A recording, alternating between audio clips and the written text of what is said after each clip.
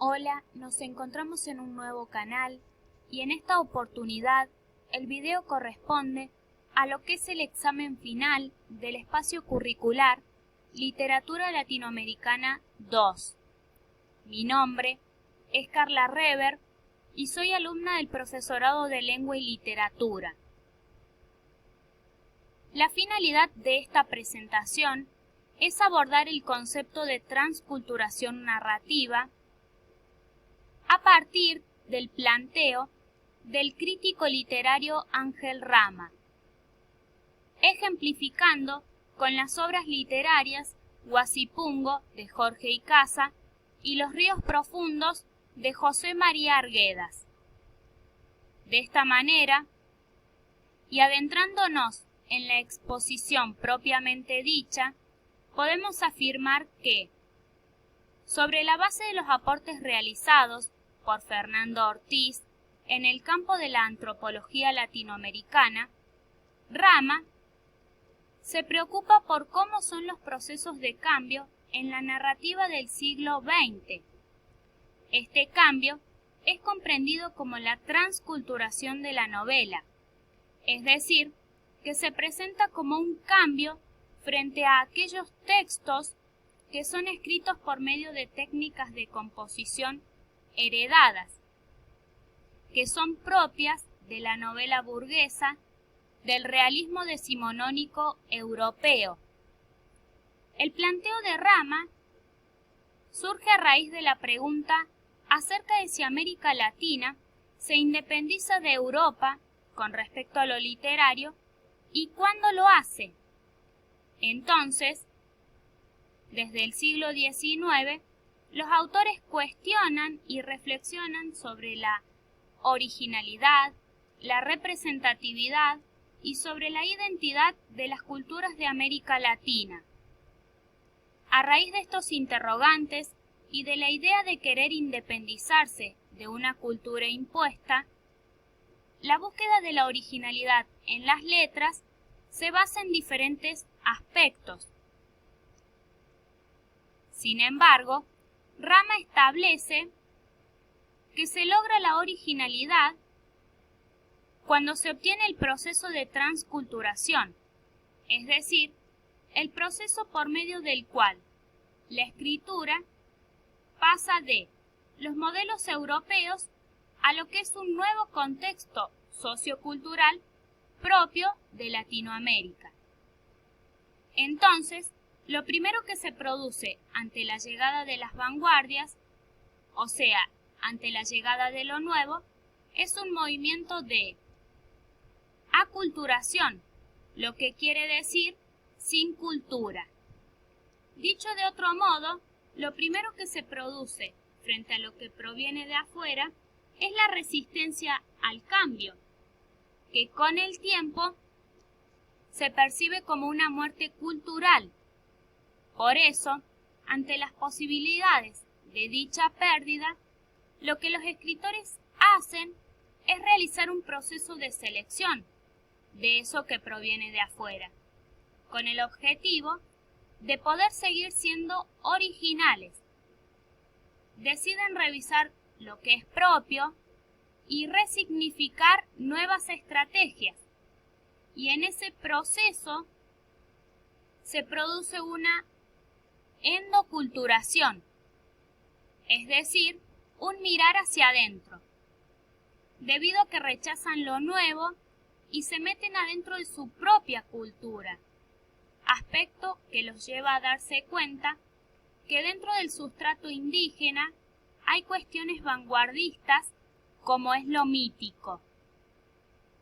Y este movimiento provoca a su vez una nueva síntesis denominada como neoculturación, lo que significa que se produce el surgimiento de lo que es una nueva forma de cultura.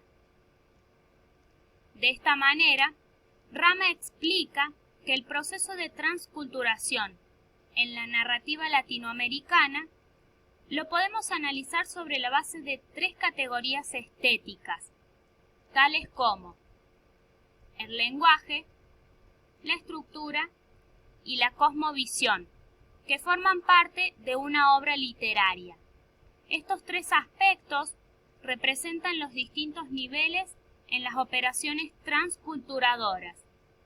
En relación al primer nivel, el de la lengua, aquí los comportamientos son decisivos y el modernismo ha propuesto dos modelos.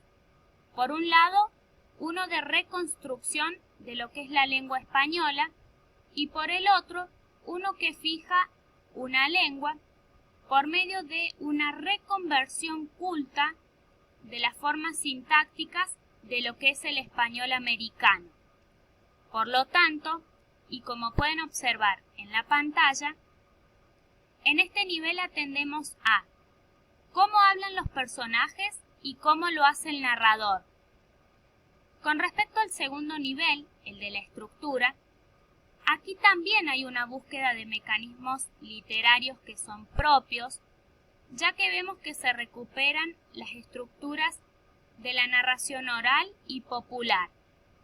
Con respecto a esta categoría, ponemos el foco en los siguientes puntos. ¿Qué tipo de narrador presenta la historia? ¿Cómo es la historia narrada? ¿El tiempo es lineal o cíclico? ¿Cómo se presentan los personajes y los espacios? Y por último, en el nivel de la cosmovisión se asientan los valores y las ideologías. El mito aparece como una categoría importante para interpretar los rasgos propios de América Latina. Entonces, el centro de interés lo ubicamos en qué mirada del mundo hay detrás de la obra y la presencia de pensamientos mitológicos. A partir de lo expuesto hasta aquí, podemos preguntarnos cómo aparece representada su aplicación contrastiva tanto en Huasipungo como en los ríos profundos, es decir, cómo se presentan esos niveles en las obras que usamos a modo de ejemplificación de dicha teoría. Con respecto a Huasipungo, es una obra que no constituye un texto transculturado, ya que no logra independizarse de los cánones europeos. De esa mirada de ver el mundo desde la superioridad frente a los indios. La lengua, vemos que hay una distancia lingüístico-discursiva entre el lenguaje del narrador y los personajes, ya que el primero hace uso de una lengua culta, estándar, mientras que los segundos no. Los personajes como Andrés Chiliquinga utilizan un lenguaje que se presenta como un español, se podría decir, distorsionado. Por eso la obra cuenta con la presencia de un glosario que nos sirve para entender el concepto de palabras que están tergiversadas, como patroncitu, y también nos sirve para aquellas palabras que en quechua no tienen un equivalente en el idioma español, como Huasipungo. La estructura externa de la obra trata de una narración continuada a lo largo de todo el texto.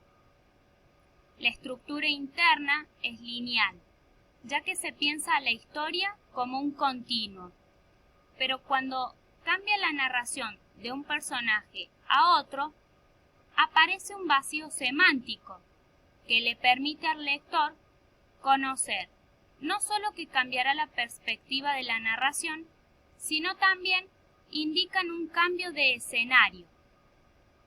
Además, presenta un narrador omnisciente que ve y sabe todo sobre los personajes.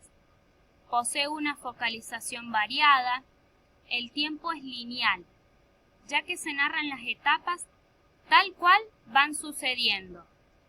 Los espacios son geográficamente variables, las acciones narradas se ubican en un tiempo que históricamente lo podemos verificar, y los personajes se presentan verosímiles a partir de sus descripciones. Asimismo, esta obra se adscribe a la corriente realista indigenista, por lo que parece ser un texto propio del positivismo lógico, es decir, que aparecen variadas decisiones que procuran dar un afán científico a lo que se está narrando. Por último, la cosmovisión se presenta racional, lógica, desde los parámetros de la historia clásica.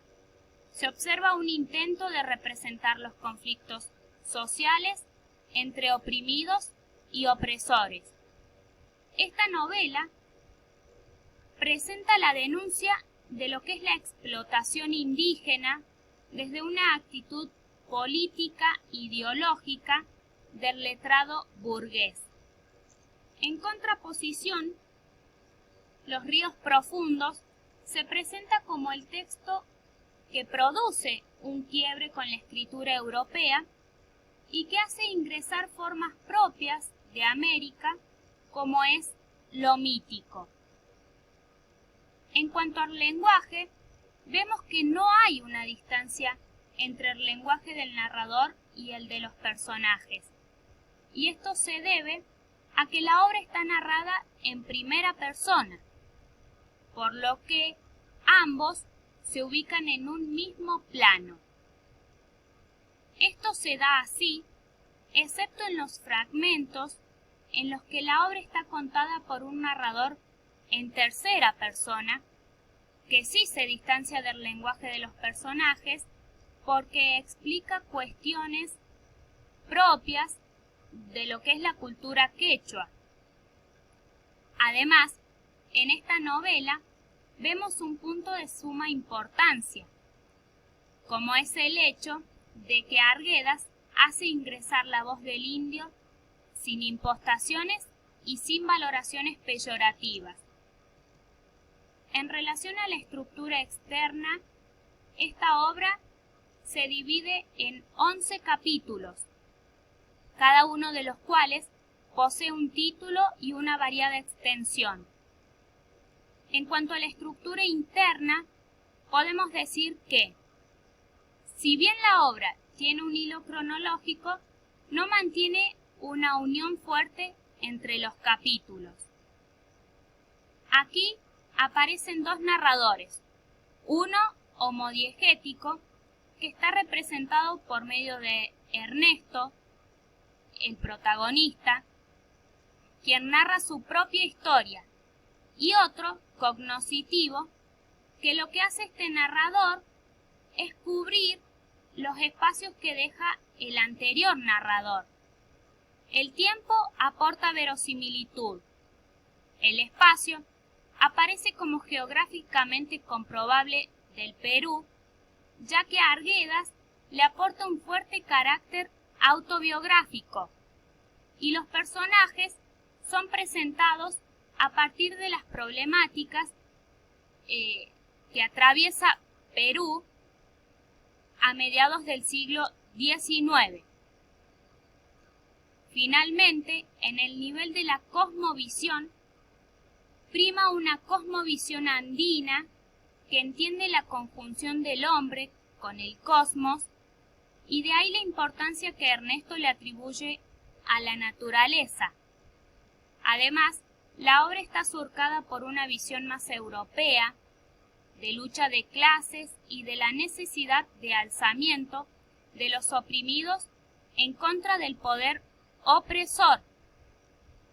A modo de cierre, podemos afirmar que la teoría de Rama sirve para pensar lo que son los procesos de cambio en la narrativa latinoamericana, cambio por medio de los cuales los autores no solo presentan la originalidad en sus obras, sino también la independencia con respecto a los modelos privilegiados por el canon europeo. Esperamos que este video les sirva como herramienta de comprensión y de esta manera damos por finalizada la exposición.